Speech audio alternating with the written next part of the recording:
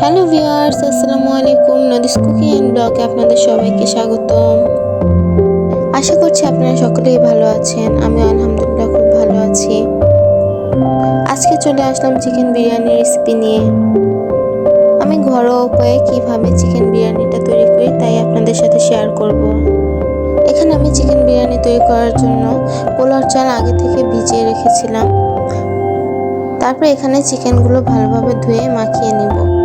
এজন্য আমি এখানে পরিমাণ মতো লবণ, সামান্য পরিমাণ হলুদের গুঁড়ো ও এক ডিম এখানে আমি দিয়ে দিব।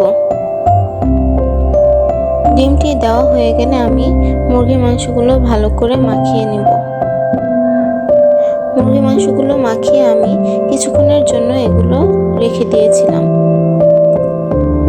কিছুক্ষণ পর আমি একটি কড়াইতে পরিমাণ মতো তেল দিয়ে তারপর মাখিয়ে রাখা মুরগিগুলো একে একে দিয়ে ভেজে ফেলব। মুরগিগুলো আমি এপিট ওপিট করে লাল লাল করে ভেজে নিব। মুরগিগুলো লাল লাল করে ভেজে আমি একটি পাত্রে মুরগিগুলো উঠিয়ে নিব। আমি এভাবে একে একে সবগুলো মুরগি ভেজে নেব।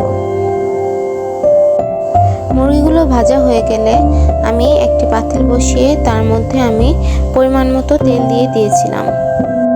তারপর এখানে কুচি করে রাখা পেঁয়াজ আমি দিয়ে দিয়েছিলাম।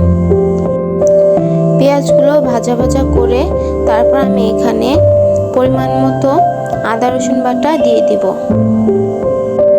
আদা রসুন বাটা দেওয়ার পর আমি পেঁয়াজের সাথে আদা রসুনগুলো ভালোভাবে ভাজা ভাজা করে নেব। তারপর আমি এখানে পরিমাণ মতো লবণ দিয়ে দিব। লবণ দেওয়ার পর আমি এখানে আস্ত কাঁচামরিচ দিয়ে দিব। তারপর এখানে আমি একটি বিরিয়ানির মশলা দিয়ে দিব। বিরিয়ানির মশলা দেওয়া হয়ে গেলে আমি সবগুলো মশলা সময় নিয়ে একটু কষিয়ে নিব। তারপর এখানে আমি ভেজে রাখা মুরগিগুলো একে একে দিয়ে দিব। মুরগিগুলো দেওয়ার পর আমি মশলার সাথে মুরগিগুলো ভালোভাবে কষিয়ে নেব। মুরগিগুলো ভালোভাবে কষানো হয়ে গেলে আমি এখানে টমেটো সস দিয়ে দিব। টমেটো সস দেওয়া হয়ে গেলে আমি মশলার সাথে টমেটো সসটা ভালো করে মিক্স করে নেব। তারপর আমি কষানো মুরগিগুলো একটি পাত্রে উঠিয়ে রাখব। তারপর পাতিলে যে মশলাগুলো ছিল তার মধ্যে আমি ধুয়ে রাখা পোলার চালগুলো দিয়ে দিব। পোলার চালগুলো দেওয়া হয়ে গেলে আমি মশলার সাথে পোলার চালগুলো ভালোভাবে কষিয়ে নিব। পোলার চালটা ভালোভাবে কষানো হয়ে গেলে আমি এখানে পরিমাণ মতো পানি দিয়ে দিয়েছিলাম। তারপর আমি একটি কাপে গুঁড়ো দুধ গুলিয়ে তারপর দিয়ে দিয়েছিলাম। এখানে কেওড়া জলও দিয়েছিলাম। বিরিয়ানির পানিটা ফুটে আসার জন্য আমি একটি ঢাকনা দিয়ে ভালোভাবে ঢেকে রেখেছিলাম। এখানে বিরিয়ানিটা ভালোভাবে ফুটে আসলে আমি এর মধ্যে কষিয়ে রাখা মুরগির মাংসগুলো দিয়ে দিব। মুরগির মাংসগুলো দেওয়া হয়ে গেলে আমি কিছুক্ষণ নাড়াচাড়া করে তারপর বিরিয়ানিটা দমে বসিয়ে রাখবো। বিরিয়ানিটা দমে বসিয়ে রাখার কিছুক্ষণ পর আমার বিরিয়ানির চালগুলো সুন্দরভাবে ফুটে গিয়েছে।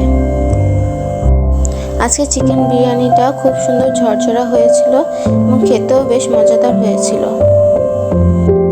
আমার সিম্পল চিকেন বিরিয়ানির রেসিপিটা আপনাদের কাছে কেমন লেগেছে কমেন্ট করে অবশ্যই জানাবেন। আমার ভিডিওতে কোনো ভুল ত্রুটি হলে ক্ষমাসুলভ দৃষ্টিতে দেখবেন। যারা আমার ভিডিওটি ফেসবুক থেকে দেখছেন তারা অবশ্যই লাইক, কমেন্ট, ফলো দিয়ে পাশে থাকবেন। আর যারা ইউটিউব থেকে আমার ভিডিওটি দেখছেন তারা লাইক, কমেন্ট, শেয়ার ও সাবস্ক্রাইব করে পাশে থাকবেন। তো আজকের মতো এখানেই বিদায় নিচ্ছি। আল্লাহ হাফেজ।